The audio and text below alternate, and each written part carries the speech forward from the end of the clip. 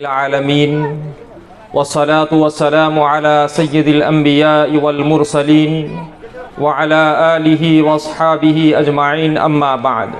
قال الله تبارك وتعالى في القرآن المجيد والفرقان الحميد: فأعوذ بالله من الشيطان الرجيم بسم الله الرحمن الرحيم لا تحرك به لسانك لتعجل به إن علينا جمعه وقرآنه. وقال تعالى في موضع آخر: وأما بنعمة ربك فحدث. صدق اللہ العلی العظیم. جناب صدر، معزز علماء کرام اور شہر کے ذمہ داران حضرات، اللہ تبارک و تعالیٰ نے ہم پر بے پناہ فضل و انعام فرمایا کہ رب ذوالجلال والاکرام نے ہمیں اس عظیم الشان مدرسہ اسلامیہ کاشف العلوم کی افتتاحی تقریب میں جمع ہونے کی توفیق عطا فرمائی.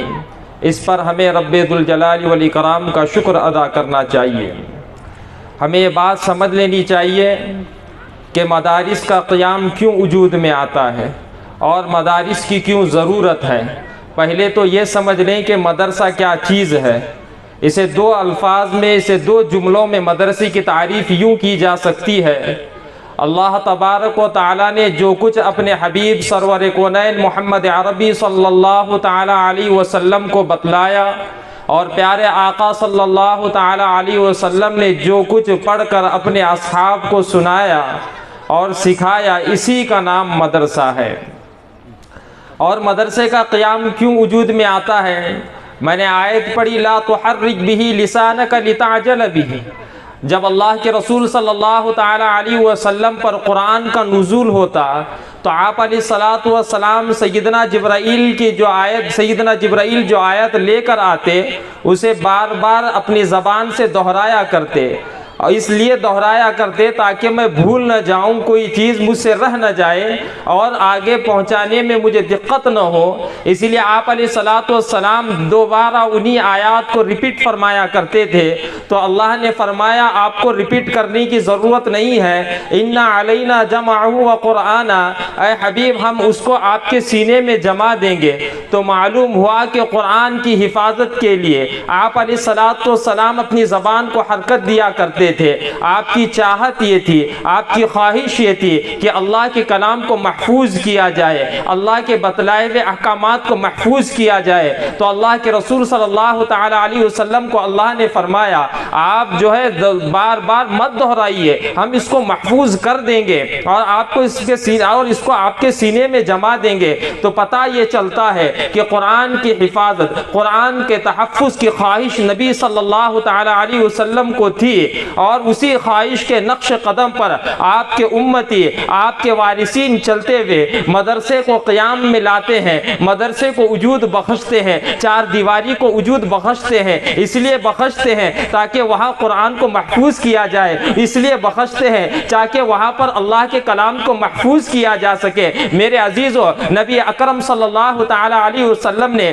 مسجد نبوی بنائی اور اس کے ہی صحن میں ایک چبوترا بنایا جس کو صفہ کہا جاتا ہے، اور آج کی زبان میں یوں سمجھ لے اسے شیڈ کہا جاتا ہے. آپ علیہ الصلاۃ والسلام نے چبوترا بنایا، صفہ بنایا تاکہ آپ اللہ کے کلام کو پڑھائیں، تاکہ آپ اپنے ارشادات و فرمودات کو صحابہ کے سینوں میں منتقل کریں. صحابہ نے آپ علیہ الصلاۃ والسلام کے فرمودات کو اپنے سینوں میں منتقل کیا اور وہ علم سینہ بسینہ، سفینہ بسفینہ 1400 سال گزر گئے، آج بھی وہ علم محفوظ ہے اور تا قیامت تک انشاءاللہ محفوظ رہے گا. ہمیں بات سمجھ لینی چاہیے، اسلام مسلمان معاشرے کے لیے دو چیزوں کی بہت زیادہ ضرورت ہے. نمبر ایک مساجد تاکہ اللہ کے بندے اس کے سامنے سر جھکا سکے. نمبر دو مدارس تاکہ اللہ کے بندے اللہ کے سینے میں اپنے اللہ کے کلام کو اپنے سینے میں محفوظ رکھ سکیں اور اس کے پیغام کو آگے پہنچاتے رہیں. میرے عزیزو، اگر مدارس نہیں ہوں گے، اگر مدارس کا قیام وجود میں نہیں آئے گا تو بے دینی پھیل جائے گی، کفر و ارتداد پھیل پھیل جائے گا، ضلالت پھیل جائے گی۔ کیا آج آپ نہیں دیکھ رہے ہیں ہمارے نوجوان اور ہمارے نوجوان بلکہ بڑے عمر کے حضرات بھی جو دین سے ناواقف ہونے کی وجہ سے، جہالت ان کے اندر ہونے کی وجہ سے کس طرح گمراہی پر چل رہے ہیں، شیطان کی اتباع کر رہے ہیں، کفر و ضلالت کے راستے پر گامزن ہے، جس سے ان کی دنیا اور آخرت دونوں تباہ و برباد ہو جاتی ہے۔ اسی لیے مدرسے کو وجود بخشا جاتا ہے تاکہ آپ وہاں جائیں۔ مدرسے میں صرف چھوٹے بچے آئیں، اس کی کوئی قید نہیں ہے، صرف بڑے آئیں، اس کی کوئی قید نہیں ہے۔ ہاں سمجھدار ہو، باشعور ہو، یہ اس بچے سے لے کر جتنی چاہے عمر کیوں نہ ہو وہ آئیں اور اللہ کے رسول وہ آئیں اور مدرسے میں تعلیم حاصل کریں اور اپنی زندگی کو نبی کریم صلی اللہ تعالی علیہ وسلم کے طریقے کے مطابق گزاریں۔ اس لیے مدرسے کا قیام وجود میں آتا ہے۔ اگر مدارس نہ ہوتے تو آج میں اور آپ بلکہ اس ملک کے اندر مسلمان نظر نہ آتے۔ اگر مدارس نہ ہوتے تو ہم سب کفر و ضلالت کے راستے پر گامزن ہوتے۔ آج مدارس کی ضرورت ہے۔ دیکھیں جتنی مال کی ڈیمانڈ ہوتی ہے اتنی جو ہے وہ کارخانے میں اس مال کو تیار کرنے کی کوششیں کی جاتی ہے تاکہ اور زیادہ، کیونکہ ریکوائرمنٹ زیادہ ہے، اس کو اور پہنچایا جائے، ورنہ جو مانگ رہا ہے وہ تو ناراض ہو جائے گا، اس لیے اور کام کو بڑھا دیا جاتا ہے۔ آج بھی ایک مدرسے سے کام نہیں چلے گا، دو مدرسے سے کام نہیں چلے گا، تین مدرسے سے کام نہیں چلے گا، بلکہ ہر محلے میں مکتب ہو اور ہر علاقے میں جتنے مدارس ہوں وہ کم ہی ہیں۔ اگر مدارس ہوں گے تو علم محفوظ رہے گا، علم نہیں محفوظ رہے گا۔ بخاری میں حدیث ہے، پیارے آقا صلی اللہ علیہ وسلم نے ارشاد فرمایا ایک زمانہ وہ بھی آئے گا کہ علم اٹھا لیا جائے گا، علم اٹھا لیا جائے گا تو جاہل باقی رہیں گے، اور جاہل باقی رہیں گے وہ خود گمراہ ہوں گے اور لوگوں کو گمراہ کن باتیں بتا کر، گمراہ مسائل بتا کر اللہ کے راستے سے، صراط مستقیم سے ہٹا دیں گے۔ تو میرے عزیزو، طویل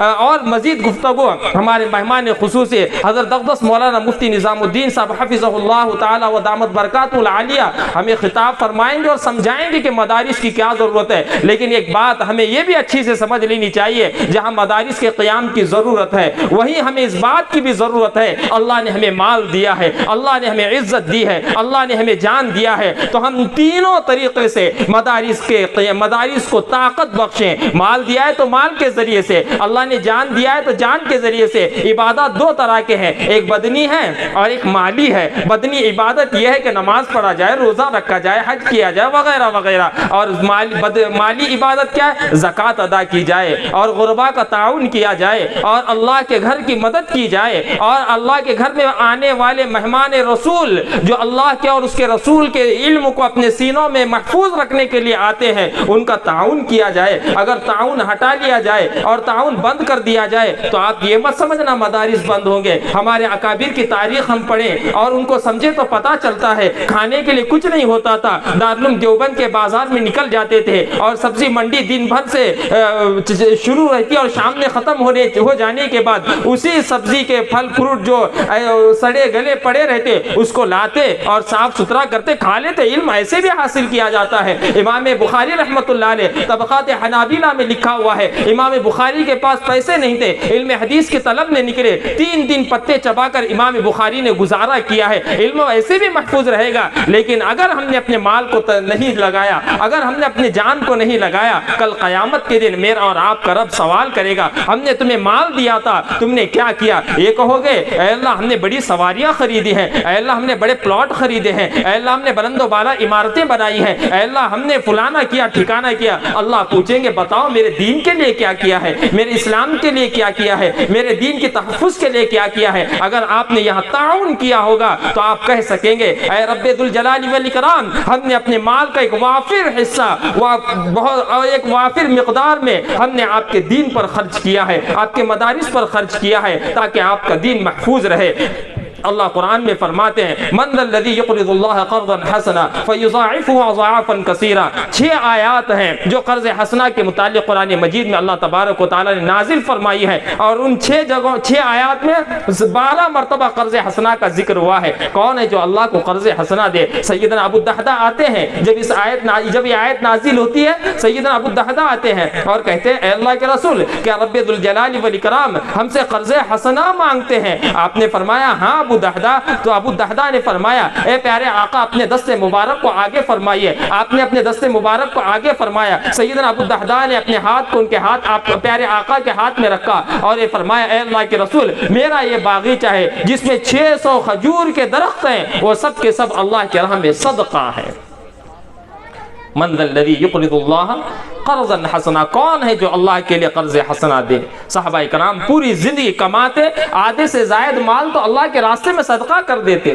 تو میرے عزیزو, صدقہ کی عادت ڈالے, خیر خیرات کی عادت ڈالے, مدارس کے تعاون کی ہم اپنے اندر تعاون کی عادت ڈالے تاکہ مدرسے علم محفوظ رہے, اللہ کا کلام محفوظ رہے. میں اسی بات پر اپنی تقریر ختم کرتا ہوں. وما علینا الا البلاغ المبین.